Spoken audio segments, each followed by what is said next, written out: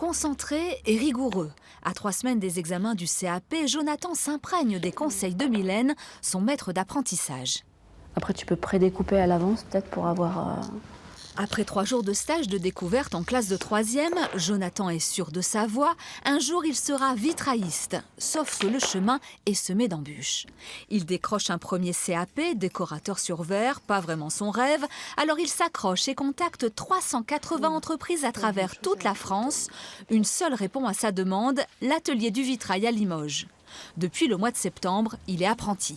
Je trouve qu'on apprend plus facilement et mieux en apprentissage qu'à être dans un cursus scolaire. Là, en apprentissage, on est directement plongé dans le monde du travail. Donc on apprend à être rentable, à aller un peu plus vite et à faire des choses qui doivent être parfaites parce que c'est vendu après. C'est totalement ce que j'imaginais, puis c'est totalement ce que j'aime. Rien que pour la coupe, il faut sentir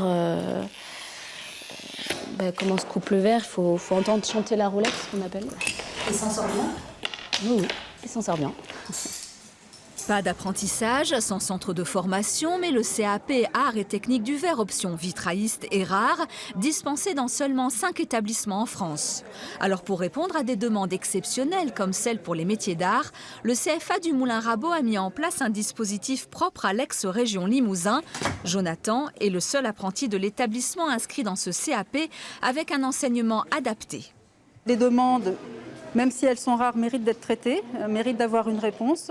C'est notre savoir-faire, c'est quelque chose que nous, on est en mesure de proposer, on est en mesure de construire du sur-mesure total. Et comme ça, on peut renouveler aussi les savoir-faire, on peut renouveler les personnels dans des entreprises qui sont souvent petites, qui ne peuvent pas recruter de façon massive, mais qui ont une volonté de formation et de transmission.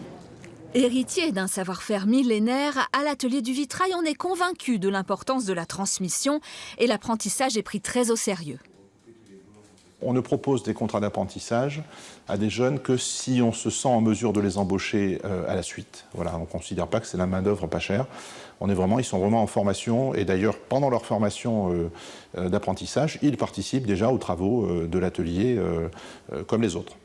La transmission du savoir-faire prendra encore de longues années, mais Jonathan, même embauché, sait qu'il pourra toujours compter sur le regard bienveillant de son maître d'apprentissage.